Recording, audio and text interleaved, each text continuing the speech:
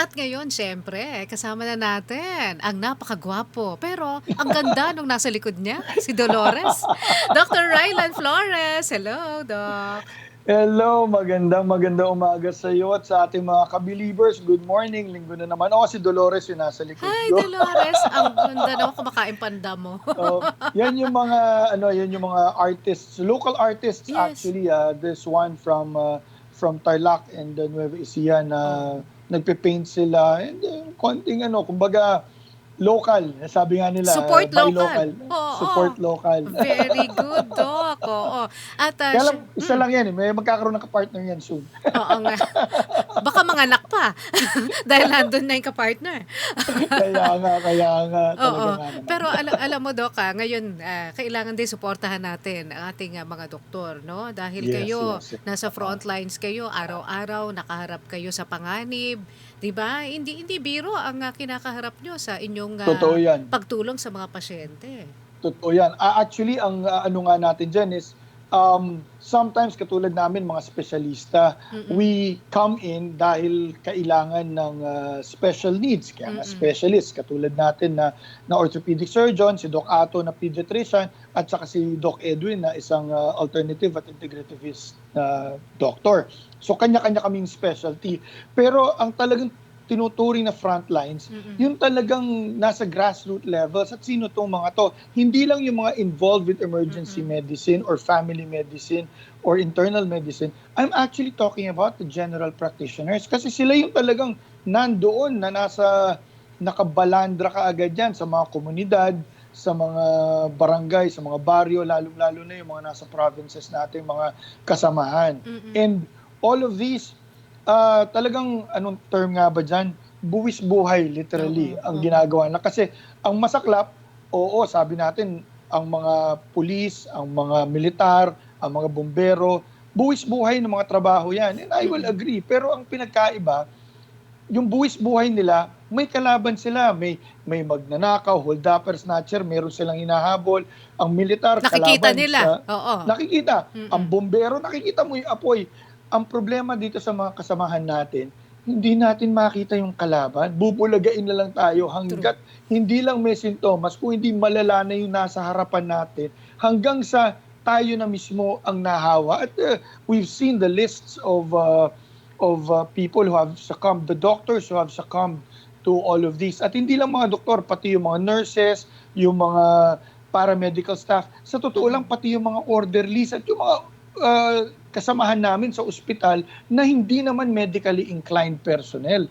Lahat po yan, buwis buhay na hindi nila alam kung sino ang kalaban nila o kung ano yung Totoo. kalaban nila. Kaya nga ako personally naiinis ako Doc doon sa mga nambabash, sa mga frontliners o kaya nananakit sa kanila, no? Dahil hindi nila naiintindihan yung sakripisyong inilalagay nyo yung inyong sariling buhay sa panganib, tas pati pamilya nyo. Dahil every time That's umuwi true. kayo, di ba? Kaya nga as a Pwedeng matter of fact, maikalat nyo. kung mapapansin natin, merong mga kasamahan tayo na hindi pa agad-agad umuwi sa mga pamilya nila katulad ng mga ibang naka-duty Yes. dito sa mga quarantine areas. Mm-mm. Nagtatrabaho sila ng 2 linggo diretso. Mm. Pagkatapos nun, hindi pa sila, sabi mo kasi natapos na yung shift nila ng 2 weeks, Mm-mm. uuwi na. Hindi. 2 weeks pa, mananatili sila na naka-quarantine sila bago pa sila umuwi sa kanilang mga bahay. Mm-mm. Kita mo So, yung sakripisyo para na. sigurado lang na Mm-mm. hindi mailipat yung kung ano man ang kumapit kasi nga hindi nga natin nakikita. Oo. Kaya nga napaka-unfair naman, no, to judge the Well, frontliners. So, hindi na nga ako, kumbaga, we don't want to point fingers, we don't want to, but ako sa akin, let's just look back. Ano ba ang, sabihin natin, bigla sumikat ang mga medical and paramedical personnel, ito nakalipas sa 3 buwan, kasi pag sinabing frontliners, sila kaagad yung iniisip. Yeah. Pero as frontliners, hindi lang sila, anybody and everybody involved with basic needs. So kasama na dyan yung mga kahera sa tindahan, yung mga palengke at yung mga nagtitinda sa palengke, sa Yes. groceries, yung mga naglilinis, yung mga security guards, lahat ng yan, they are all frontliners. Pero babalik ako doon sa mga kasamahan natin. Oo, kasi pag sinabi nila, ay, specialista yan, kaya talagang dekada ang inilaan yan bago siya umabot sa pwesto. Ngayon, I'm paying particular attention dun sa mga kasamahan natin that who did not opt to specialize and maintain their GP status. Ang palagi kasing naririnig natin sinasabi ay GP lang sila. What's GP? It's general practice or general practitioner. Ibig sabihin po nun, he's a jack of all trades. Lahat po nagagawa nila and they have opted na magtrabaho kaagad at tulungan yung kanilang usually yan sa mga kanilang mga communities, barangays, barrios, para matulungan na kaagad nila rather than proceed to specialty training. Kasi alam natin, pag nag-specialty training, pinakamaikli siguro 3 taon. Pag magsa-specialty ka, anywhere from 3 years to 6 years, may subspecialty ka pa, may sub-subspecialty pa. Kaya talagang mahina ang 1 dekada para maayos mo kung talagang subspecialized doctor ka. Pero sa general practitioner, hindi po namin linalang yan. Bakit? Unang-una, abay, doktor tong mga to. Pag sinabi natin general practitioner, doktor po sila. Pag sinabi natin doktor, they actually hold the degree of as a medical doctor. Pangalawa, pumasa po yan ng board exams. So, lisensyado sila ng PRC natin. So, may license number yan. So, itong mga ito, pare-pareho lang po kami. We are all holding that MD at the end of our names, yung medical degree na tinatawag. And at the same time, hindi lang the degree, but the right to practice. Kaya pag nagsulat kami ng mga reseta namin sa ilalim, mapapansin niyo may mga numero kami yan. Paminsan nga, ang biro namin doon sa mga numero, nalalaman tuloy kung sino yung may edad na, kung sino hindi. Anandang ba yun?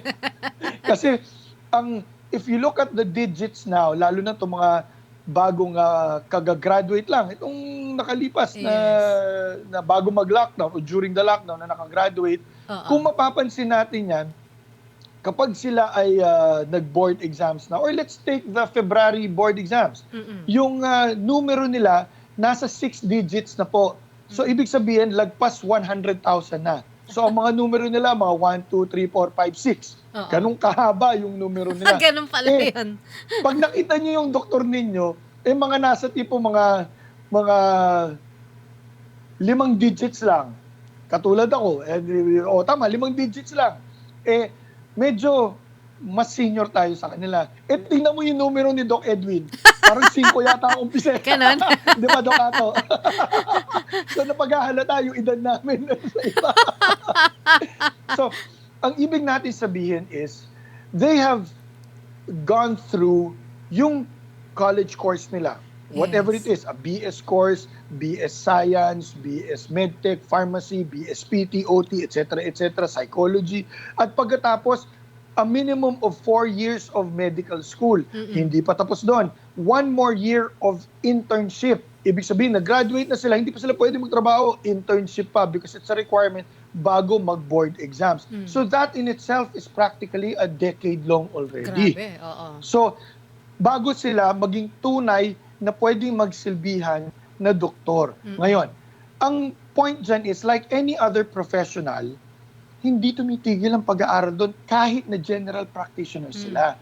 Kasi may requirement, even before yung tinatawag na CPD, yung Continuing Professional Degree na ito na uso the past year, bago pa mag-umpisa yan, requirement na talaga na mag-renew ka ng lisensya, makapagpakita ka ng ebidensya ng tinutuloy mo yung pag-aaral mo via itong mga certificates ng mga kurso, ng mga ano. Kaya nga kung mapapansin natin, may mga continuing workshops, lectures, symposia, at madalas maririnig yan, ay wala ang doktor ko kasi nag-attend ng convention. Yan. So ang convention po, hindi po yan trip. Kumbaga hindi yan lakwatsa, hindi po yan let's say, sabihin na natin, bakit po merong convention sa Cebu? Bakit may convention sa Ilocos? Bakit may convention sa Davao? Bakit may convention sa ibang bansa? It's because may mga nag-host po. It's still an event. So may mga nag-host. Hindi naman palagi Metro Manila lang. Yung mga ibang karatig na mga probinsya can also host it, kaya nagpupunta doon. Now, paminsan sinasabi, ay, nasa convention, Dok, bakit parang nakita ko, nandun sa may beach yung ano.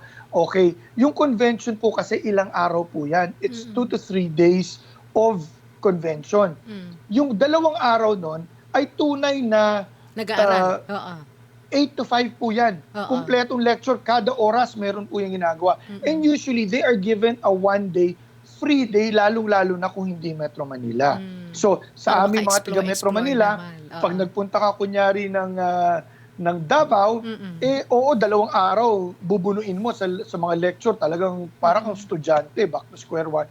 At pagkatapos yung pangatlong araw, nagbibigay sila ng tour para din naman maipakita nila yung kagandahan nung probinsya nila. Oh, like, pero para makakain yun sa, like, if it's Davao, pag ganun din, yung para maikot mo ang Davao. pero paano ngayon ano tayo, lockdown at saka may Yes. COVID o may continuing education pa rin ba kayo? Alam mo, hindi tumigil. Sa totoo lang, some nagrereklamo na wala nang magawa sa bahay, naubos na pinapanood nila sa Netflix. sa Netflix at sa YouTube, naubos na yung But karamihan po sa amin, lalo na dun sa mga supposedly walang ginagawa, we have been continuing our own medical education. We have been attending, unang-una na uso yung mga webinar na tinatawag. Yes. So, Ibig sabihin ng webinar, para na kaming nagpunta doon sa conference o doon sa symposium, may lecturer, whether it's foreign or local, at may mga interaction, may mga question and answers para doon sa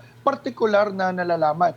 The past couple of months, halos lahat, kaliwat kanan nitong COVID, talagang dinidiscuss from the pathophysiology, kung paano nagmula, the etiology, kung ano talagang pinagmulan niya, hanggang sa kung ano yung ginagawang remedy, hanggang sa possible cure and vaccination na mangyayari, and everything else in between, yung mga tinatawag namin pits and pearls, or pitfalls rather. Ibig sabihin, pag kami nakita ba kami, ano yung mga protocol na yan, anong ginagawa, yan po, walang tigil po yan, kaliwat kanan po yan. And I'd like to congratulate itong Quezon City Medical Society kung saan tayo nabibilangan sa isa po itong component society ng Philippine Medical Association na pinamumunuan ni Dr. Jojo Santiago. At itong QCMS kasi, sila ang pinakauna-unahang nakagawa ng tinatawag na virtual convention. Bakit parang big deal? Kasasabi ko lang, nakaliwat kanan yung webinar. Ang webinar po kasi, pag nag-login ka, abay, yun na, nag-usap, nag-lecture ng 1 oras, pagkatapos ng question and answer, 2 oras, tapos na yun, and then that's it, tapos na. Yung virtual convention po, ay parang nag-attend na kami ng tunay na convention without going doon sa lugar na may convention. Ibig sabihin yan, may plenary sessions, ibig sabihin lahat kailangan ito papakinggan. Katulad yan, ang speakers namin, one of which was Dr. Eric Tayag ng Department of Health. At diniscuss nga niya yung updates tungkol sa mga nagawa na ng Department of Health at kung ano pa ang ginagawa ng Department of Health. Yung mga bilang, yung mga protocols, yan. Pagkatapos, meron tayo mga ibang speakers, si Dr. Roman, who spoke about the pathophysiology, and si Dr. Domingo ng PhilHealth. Kasi nga, medyo, naririnig natin, kino-cover ng PhilHealth. Paano naman kung yung mga doktor ang nagkasakit dahil sa COVID, anong klaseng coverage meron? So, yan yung plenary session namin. Okay. Pagkatapos noon, hindi kami natapos noon. Dahil iba-ibang mga specialties namin o iba-ibang interests namin, nagkaroon ng breakout session. So, parang tunay na convention na hindi lang nakaupo ka sa isang kwarto, lilipat ka sa iba-ibang kwarto, kumbaga sa college, kanya-kanyang classroom, so kanya-kanyang klase, di ba? So, nagkaroon ng iba't ibang mga breakout sessions. Dito, ang tinalakay namin, yung mga protocol, kung anong gagawin, kung ikaw ay isang serohano, isang pediatrician, isang internist, at isang obstetrician gynecologist. Kasi sa totoo lang, alam mo, yan ang isang hindi tumigil kay COVID o wala ang mga anak. Hindi talaga nawawala. Kaya sila yung isang namuno sa talagang nagkakaproblema ng mga panahon na yan. Ayun. So, hindi lang natapos doon. Kasi lectures lang yan. Nagkaroon din ng pagkakataon nung tinatawag namin virtual booth. Ibig sabihin, there were companies that were participating.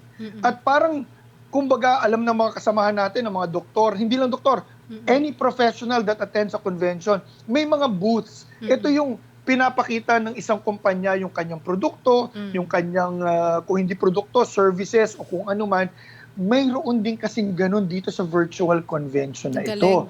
Kaya, parang in and out ka sa computer mo. Log in, log out, log in, log out. So, kumbaga, hindi lang umupo ka at nakinig ka sa Yes, computer mo o sa yes. telepono mo ng lecturer tapos na. No. It was actually a very good interactive participation of the lecturers, the organizers, the producers, and the mismong nag-attend na delegate doon sa area na to. And it's the very first, kaya alam mo ba, umabot kami ng 1,699 attendees. Wow, ang dami. Buti, Kasi hindi kinaya. lang, it was not just limited to the Quezon City Medical Society. It was actually for all. Kasi nga Yes. ito yung unang-una para maobserbahan kung ano gagawin. So lahat ng component societies ng Philippine Medical Association nagpunta, pati yung mga iba't ibang organizations inimbitahan at yung mga iba't ibang medical schools. Shout out ako dun sa mga kasamahan natin na alumni ng Our Lady of Fatima University. Nag-attend din sila noon. So parang ito na yung tinatawag talaga na the new norm. Ito na ngayon kasi we don't see anywhere in the next 6 months na makakagawa tayo nung ginagawa natin bago Yes, mag-lockdown. yes. Oo. Malabo yan. Baka isang taon pa nga, malabo pa. So, ito na ngayon yung ano. At the same time, ang kagandahan nito, there were some conventions that have supposedly canceled itong mga for the next few months because of itong pilot episode na ginawa ng QCMS. Abay, nabuhayan sila. And now they will be continuing. Katulad ng Philippine Medical Association, originally they actually canceled the convention itong darating na Setyembre.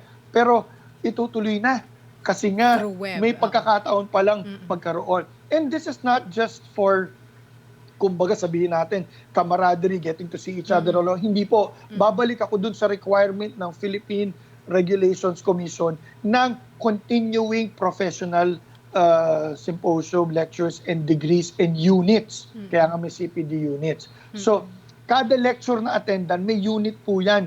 At kailangan po, sa kahabaan ng 3 taon bago ka mag-renew, ay meron kang certain number of units na mabuo. Kaya hindi po tumitigil mag-aral. Hindi lang po ang mga doktor, kung hindi any professional for that matter. Yes, totoo yan. Kaya yan. And- By the way, Yes, Doc. Maru, I'd like to congratulate kasi we're talking about the Quezon City Medical Society. I'd like to congratulate Dr. Beth Nagit. Siya po yung presidente ng QCMS, outgoing actually president ng QCMS. And of course, itong kasama sa nag-develop nitong virtual convention na to, si Dr. Wilfredo Bong Tagle na kasamahan natin dyan. Siya ngayon ang regent ng Quezon City for Quezon City ng Philippine Medical Association. Kaya congratulations sa kanila kasi napaka hindi namin expected na overwhelming yung response and napakaganda nung naging resulta ng proyekto na ito na ngayon yung format ng lahat ng organizations, component societies, at pati na rin ang Philippine Medical Association. Yes. So, and ikaw, Doc, paano ka makakontak na ating mga kababayan kung gusto nila Facebook. magpakonsulta? Oo. Sa Facebook po, Doc Rylan lang. And magpa-plug na ako, Maru, kasi Yes. nag-umpisa lang ako kahapon. Pero Oo. first time yun. Meron na pong, yung pong clinic hour na Doc Rylan, ay may Facebook Live na po. Well, Wow.